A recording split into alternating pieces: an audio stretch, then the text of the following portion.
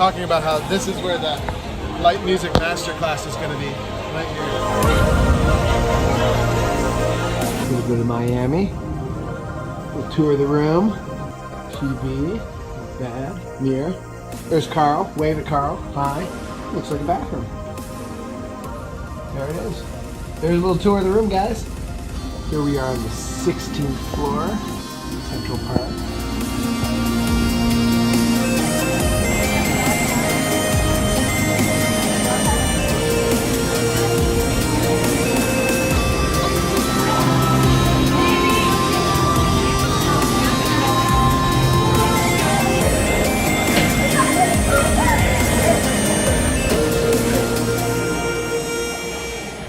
Thank you to everybody who came, and it's like super awesome, so give yourself a round of applause.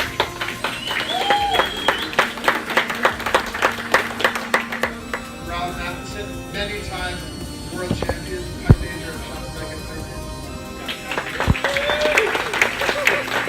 Alan Beaumont needs no introduction other than youngest person ever to go to class. Glenn Brown, just amazing piper and pipe sergeant of shots like at currently, so very, very cool. That's Carl, he's my long-time, super reliable business. And then the backup, my wife's Stephanie. In the morning, my morning session, which I'm going to do, and it's just going to be like lots of Piper's Dojo fun every morning that we're doing the classes. We'll have coffee and pastries and stuff in the rooms. We'll see everybody tomorrow at 8. 8. Very good.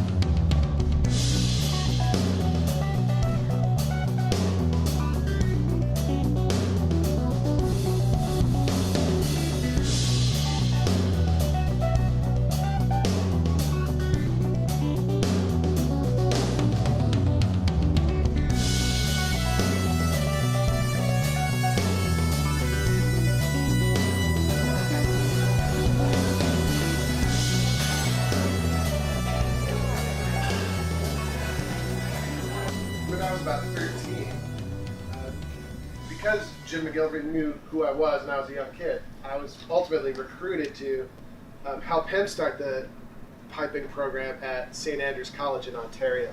So I actually went to boarding school in Ontario for 5 years and got to like practice and learn and take lessons with Jim McGilvery almost every single day.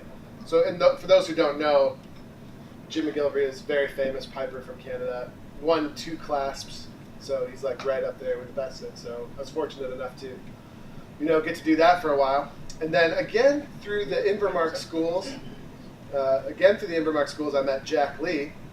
And so by the time when I was in 10th grade, still like learning with Jim McGilvery, but Jack invited me to play with the SFU pipe band. So for the next 2 years before I graduated, I spent my spring break and my whole summers living at Jack Lee's house.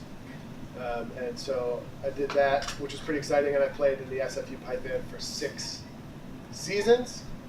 At that point, I came back to Albany and became pipe major of the Orr and Moore pipe band again. The band was just upgraded to grade 1, and so I did that for 5 or 6 years, and we ultimately qualified in grade 1 at the Worlds. And so anyway, the band sort of disintegrated shortly thereafter, and now I'm playing with the Inverary District Pipe Band. So that's sort of like my history in a nutshell. I think it's important. It's more important for me than it is for like Rob Matheson. But just to kind of point out that when we talk about things, I definitely approach bagpipes in a different way than you might say is like the mainstream way of talking about bagpipe stuff. But it all comes from like actual practitionership and actually having done this. And most of the stuff that we talk about is exactly what we did to bring a good grade 2 pipe corps all the way up to a great grade 1 pipe corps. Like, these are actual things that we did. And it's actually how we go about, doing things, and as much as you'll hear people talk about things differently, it all points towards the same thing, which is getting bagpipes to sound really good. So that's my introduction. Honestly, as far as what I want to accomplish out of this week is some basic beaver and maybe something along the lines of a reel or a stress, but we just don't play that stuff in a pipe band. So, my name is Beth Paul. I'm from Essex Junction, Vermont, and I'm in a grade 5 pipe band, and I'd like to be closer to the beat rather than leading the beat, and improve embellishments. So, my name is Jesper. Come from Copenhagen, Denmark. I aiming for this week that, of course, improving embellishment, so, but also how to work further on when we leave this course. So I have a better focus on how to practice, not wasting my time, but get something good out of my practice time. So. Richard Winslow. I'm from Pittsburgh, Pennsylvania. I've been playing for 40 years. I dabble in the open solos. I go out and play there, and I'm here to learn more about the tuning techniques that Andrew's teaching, as well as some overall teaching techniques for my students. So let's talk about some of those things that you hear that you need to get better at. And let's just do a brain dump on the board. rushing. All right, rush doublings. That's a great one, rushing. We don't want to do that. That's really bad. Unsteady tempo. Choke. Chokes. Tempo too slow or fast. Yeah, tempo. Not varying, but too slow or too fast. Yeah. Overblowing, sure. Yeah, we're going to do all this in 3 days.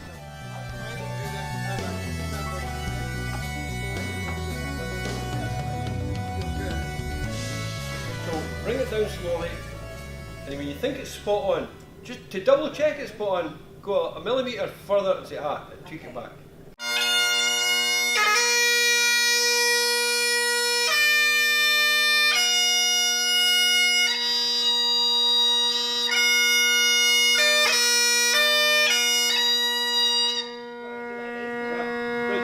Does that sound better to you? Do we all hear that better? Yes.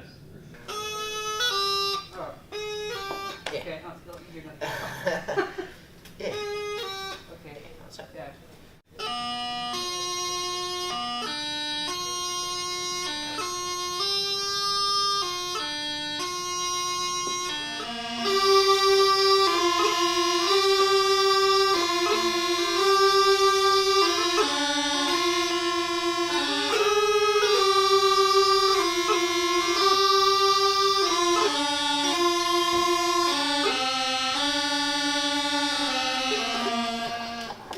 yeah. Any questions?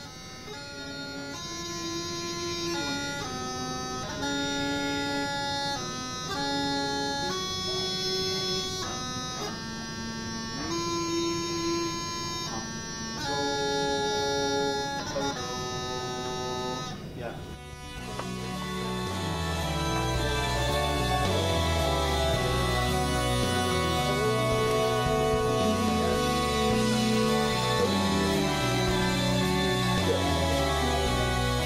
You know, learning stuff really fast and getting a bunch of tunes up on the pipes, right? That's not the best idea for development of fundamentals, right? We all know that.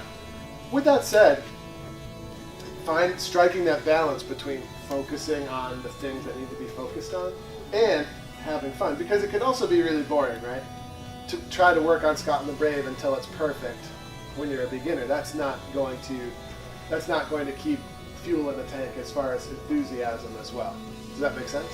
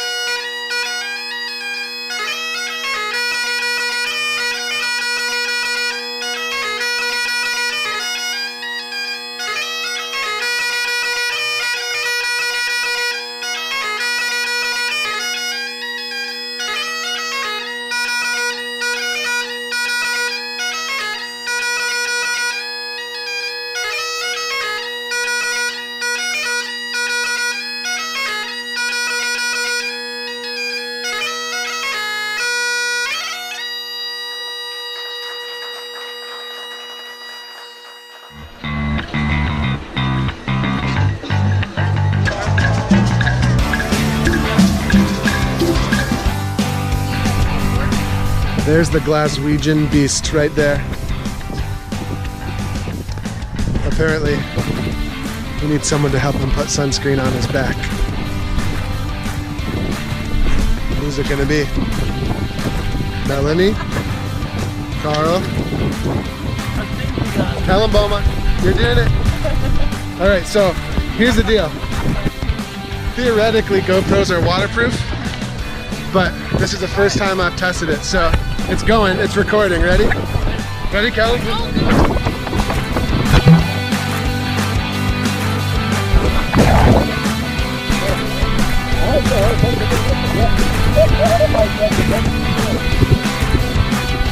Yesterday we were teaching bagpipes all day, and today we're lounging around the Caribbean. Oh, that's a big one. Glenn, watch out!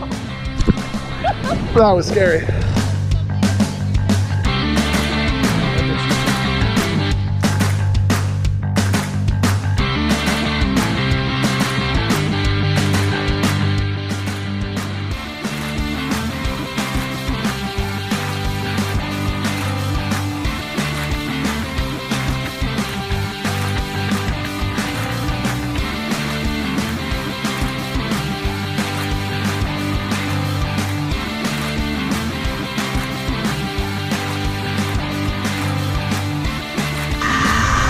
Gonna be close. Oh. Oh.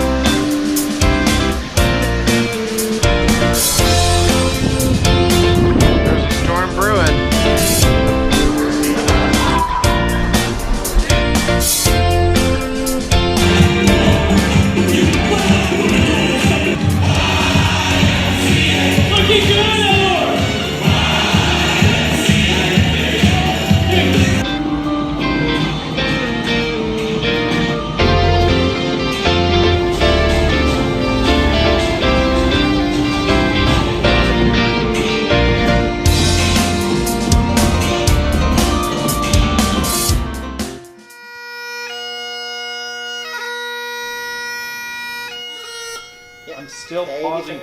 So, or the bows and then that's one thing.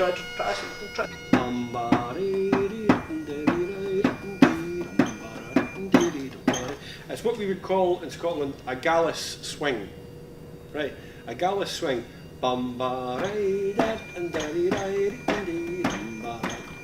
Gallus means smart aleck, right? Cocky, gallus, right? Good Scottish word, right? Let's hear this tune. They're going to play it in that style.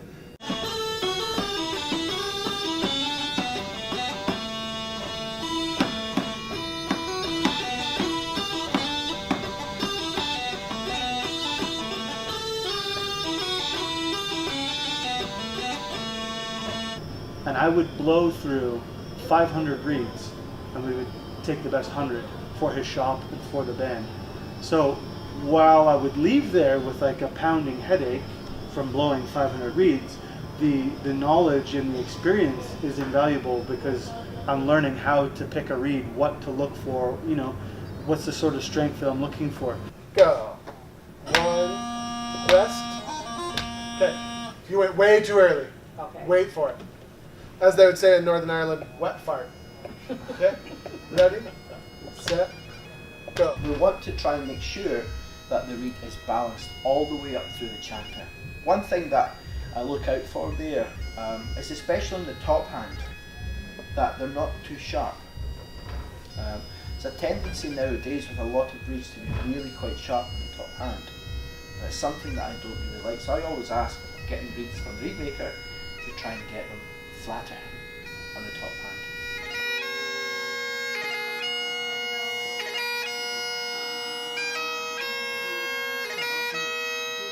right? A lot of people talk about slobber being a problem, and it is for beginners.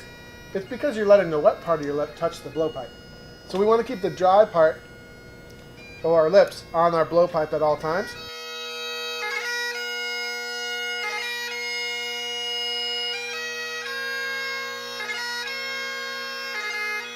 Is it harder or easier to blow tone while you're going like this?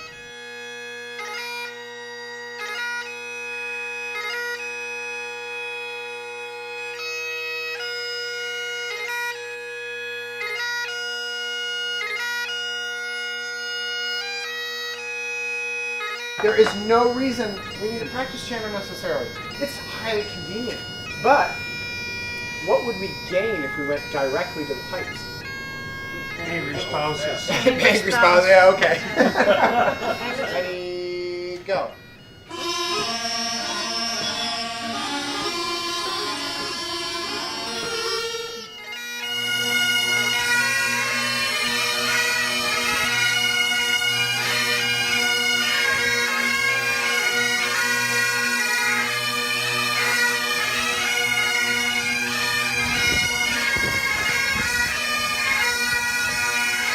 The first 2 days of classes, we've really been working on, for many of us, building up good bagpipe sound. So on Monday we worked a lot on bagpipe maintenance, and we got started on blowing steadily and getting a good quality of sound out of the bagpipe. We finished that up this morning and really worked a lot on tuning and getting bagpipes to sound good. Of course, mixed in with those classes, we had different topics like Carl just finished memorization. Let's see, what else did we do? We did some critiques, like some classes where players played for critique. We worked on expression a little bit. So mingled into the main theme of developing a great bagpipe sound. Over the past 2 days, we've also had other folks that focused on some of the other topics as well.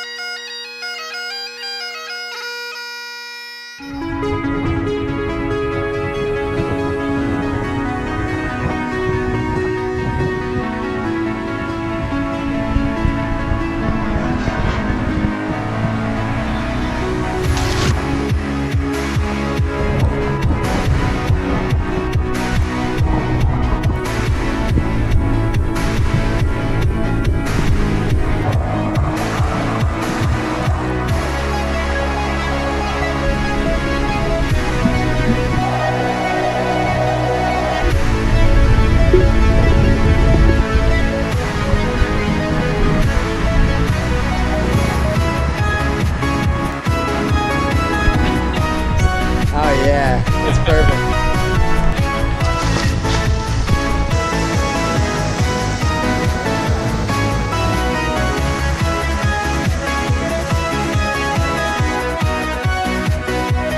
We had a fantastic day in port today in Cozumel, and we're looking forward to another really good day of piping tomorrow.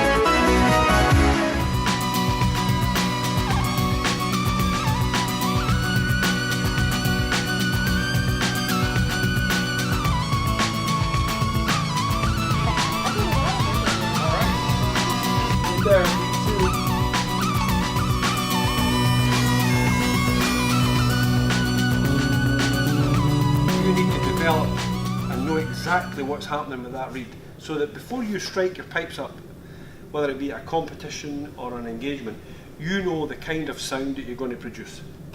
And that only comes with good maintenance and preparation after you've done this little bit of manipulation when it's new. I'm telling you, you have to dive in and just do it. And stop overthinking it. Oh my God. Learn bar 1, learn bar 2. Then do we play bar 3? No. No. Put them together and really learn them. Almost like it's a small tune that you're memorizing. Stopping and starting to try and get the same balance is a very easy thing to do, no matter what level you're at. It's trying to keep that same balance throughout the same group, get the drones on. If it takes 20 minutes to tune someone, it'll not take 20 minutes the next time. You begin to get a bit quicker at it as well.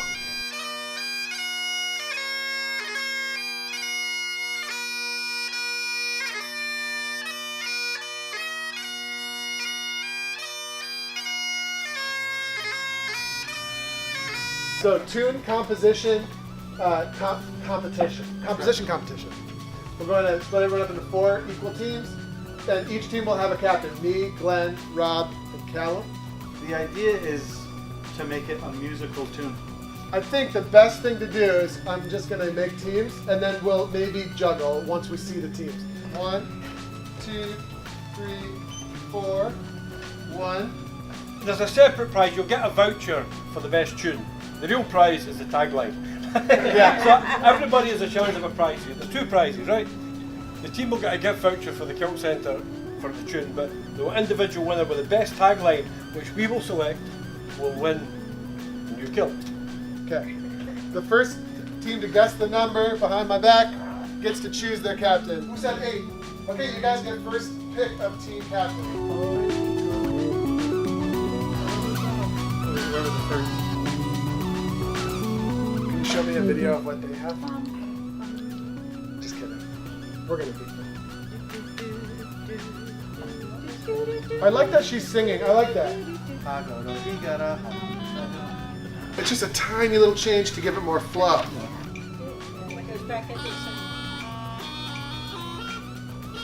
Is Carlos supposed to not know who's playing? He's halfway into the... I mean, you can turn the chair a little bit more. The results are going to be announced very shortly at the recital.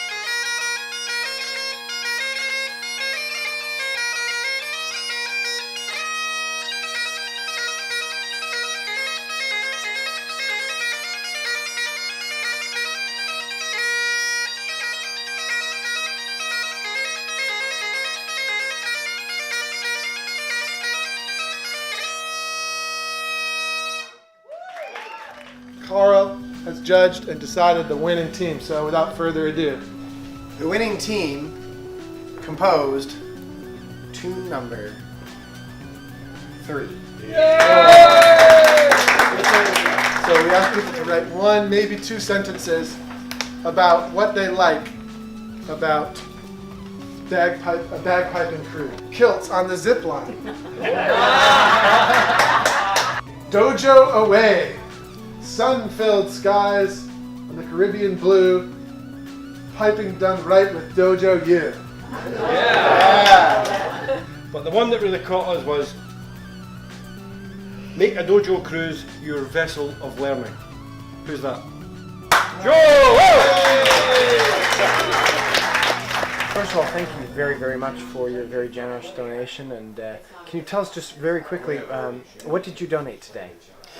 For the winner of the tagline competition, we donated a handmade kilt, full 8 yards, and a tartan of the person's choice. And that's, of course, coming from your shop. From thekiltcenter.com, yeah. And people can head there to get all their kilt needs, correct? Yeah, we specialise in supplying kilts for pipe bands, for solo pipers, for members of the public that just want to look smart. We had amazing instructors with Rob, Callum, Carl, Glenn. I don't even know where you all are, but it was just more than we ever could have expected, and it's all due to you. So I want to thank you on behalf of everyone.